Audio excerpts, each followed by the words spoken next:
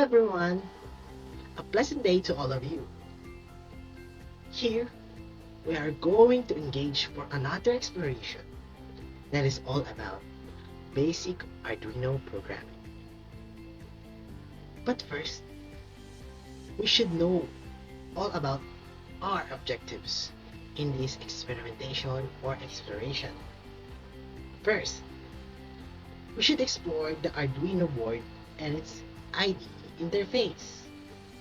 Next, we should familiarize with the fundamental concepts in programming the Arduino Uno RT board. Next, we should learn how to compile and execute sketches using the Arduino IDE. And last but not the least, we should learn how to familiarize with the use of serial monitor as standard output device. So, before we start our exploration, what are the materials that we are going to use in this experiment? First, we should use an Arduino RT board. Next, an Arduino IDE. And then, a laptop or a computer device that is pre-installed with Windows operating system.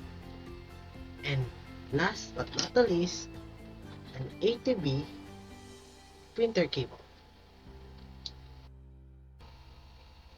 Now, let's move on to the procedure that we're going to do before the actual programming of the Arduino RT board. First, we should get our Arduino RT board, our printer cable, and the laptop with the Arduino IDE. First things first, we should plug the Arduino RT board to our laptop or computer that we're going to use later on. So let's plug the USB connector inside to this Arduino RT board.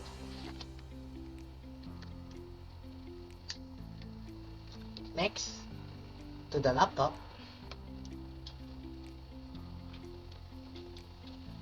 As you can see, if the plugging is successful, the on LED will be lit and it is ready for Arduino programming. So let's start programming.